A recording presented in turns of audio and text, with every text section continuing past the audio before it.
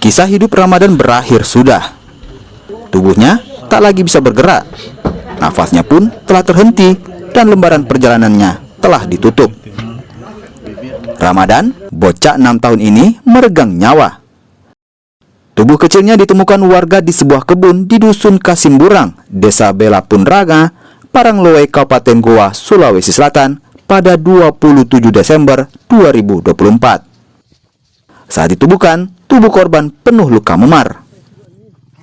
Polisi yang menerima laporan melakukan penyidikan dan menemukan penyebab kematian akibat hantaman benda tumpul.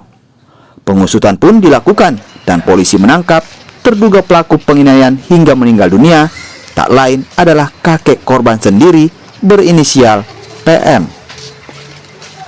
Di hadapan penyidik, pria lansia itu menyebut penganiayaan dilakukan lantaran pelaku kesal. Korban terus bermain botol bekas racun.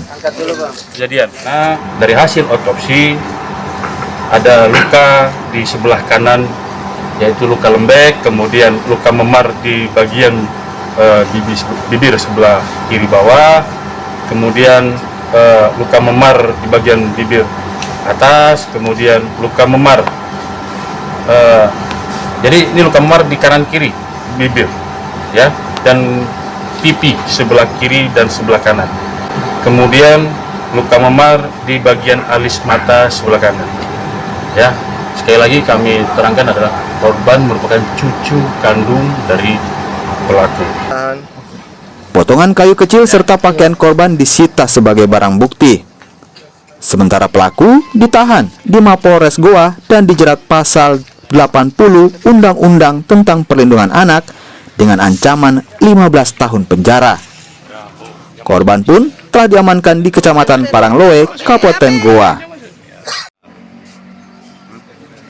Aziz Amin, Kompas TV, Goa, Sulawesi Selatan.